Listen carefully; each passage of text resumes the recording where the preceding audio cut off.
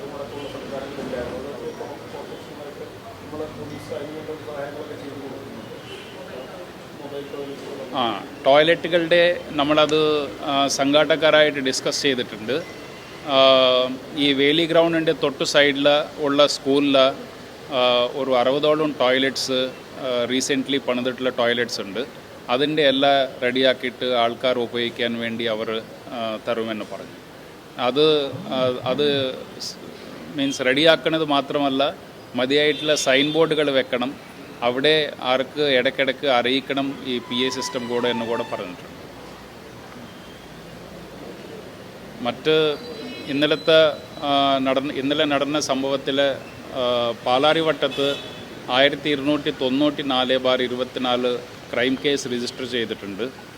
അത് 125, 125B, 35 of BNSഉം മറ്റു 118 KP ആക്ടിൻ്റെ sections വെച്ചിട്ടാണ് നമ്മൾ കേസെടുത്തത്. സംഘാടകർക്ക് മറ്റ് കൺസ്ട്രക്ഷൻ ചെയ്തിട്ടുള്ള ആൾക്കാർക്കെതിരെയാണ് കേസെടുത്തത്. അത് ആളുടെ പരാതിയുടെ അടിസ്ഥാനത്തിലാണ് നമ്മൾ കേസെടുത്തത്.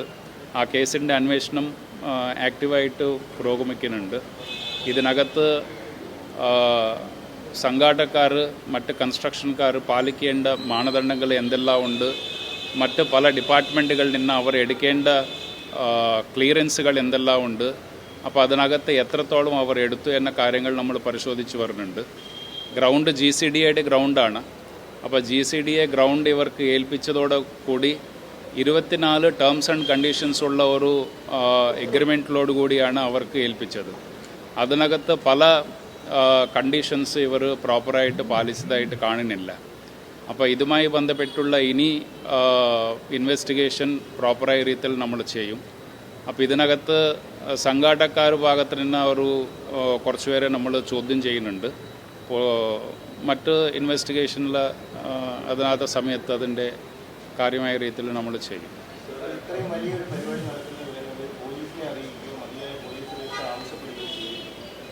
അപ്പോൾ ഇങ്ങനെ നമ്മൾ ഒരു 12,000 ഡാൻസേഴ്സ് വെച്ചിട്ട് ഡാൻസ് പരിപാടി സംഘടിപ്പിക്കുന്നുണ്ട് എന്ന് നമുക്ക് കത്ത് അവർ നൽകിയിട്ടുണ്ട്.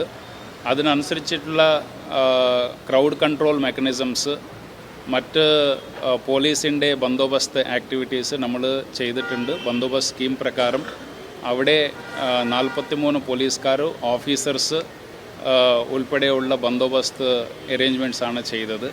പുറത്തുനിന്ന് ആൾക്കാരെ നിയന്ത്രിക്കാൻ വേണ്ടി മതിയായിട്ടുള്ള ബാരിക്കേഡ്സ് നമ്മൾ വെച്ചിട്ടുണ്ട്.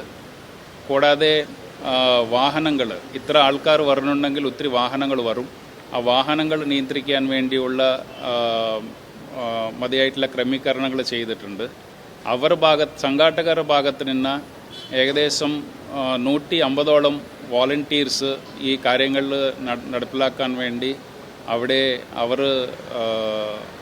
എൻഷൂർ ചെയ്തിട്ടുണ്ട്.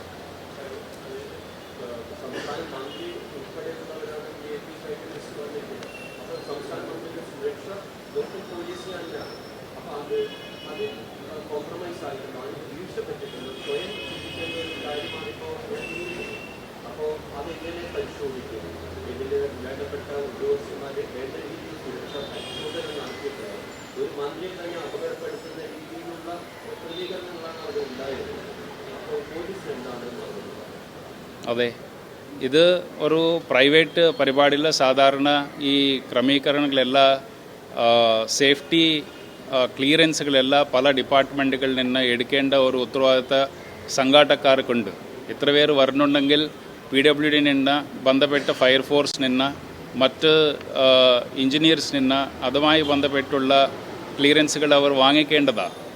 അപ്പോൾ അത് വാങ്ങിക്കാത്തത് ശരിയല്ല. ഈ കാര്യങ്ങളെല്ലാം നിങ്ങൾ പറഞ്ഞ പോലെ ഉള്ള ഇതിനകത്ത് ആരൊക്കെ എന്തൊക്കെയാണ് എൻഷൂർ ചെയ്യേണ്ടത്, അതിനകത്ത് എന്തെല്ലാം എൻഷൂർ ചെയ്തിട്ടില്ല എന്ന കാര്യങ്ങളെല്ലാം നമ്മൾ ഇൻവെസ്റ്റിഗേറ്റ് ചെയ്തു വരുന്നുണ്ട്.